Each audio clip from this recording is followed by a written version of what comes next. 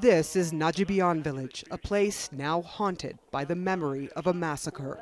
Ali Ahmed describes what he saw. It was around 3 at night that they entered the room. They took my uncle out of the room and shot him after asking him, "Where is the Taliban?" My uncle replied that he didn't know. Ahmed said the worst happened next door. Finally, they came to this room and martyred all the children in the room. There was even a 2-month-old baby, he said.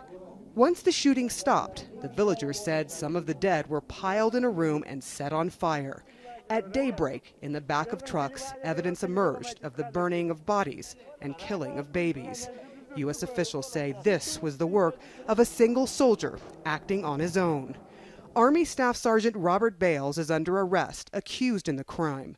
Most of the villagers say they do not believe the U.S. version. But when it comes to actual eyewitnesses, their stories conflict. One of the young witnesses said he was an American. It was just one person, the boy next to him chimes in. But some adults in the village tell us they have evidence more than one soldier was involved, but none of them have said more than one soldier was firing a weapon. They went through a field of wheat, and there was more than one set of footprints. The villagers have seen them, and signs of knee prints as well. In an exclusive interview, a Taliban commander from the area told CNN, "We don't think that one American soldier was involved in the attack.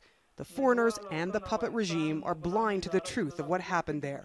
But if this was the act of one soldier, we want this soldier to be prosecuted in Afghanistan and according to Islamic law." After the attack, the Taliban suspended initial peace talks with the U.S. He told us the reason was twofold: the burning of Qurans in February by U.S. troops, and he claimed the U.S. rescinded its offer to move 5 Taliban members from Guantanamo Bay prison to Qatar.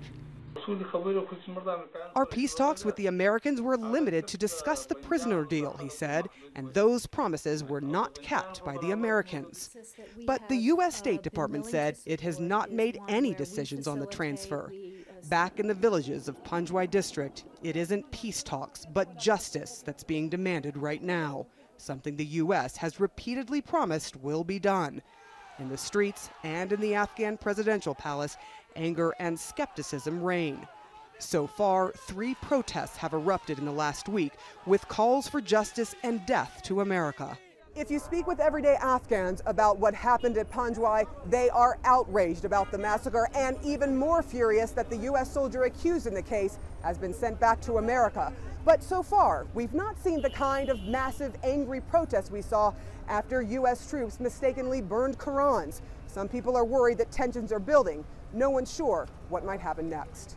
Sara Sidner, CNN, Kabul, Afghanistan.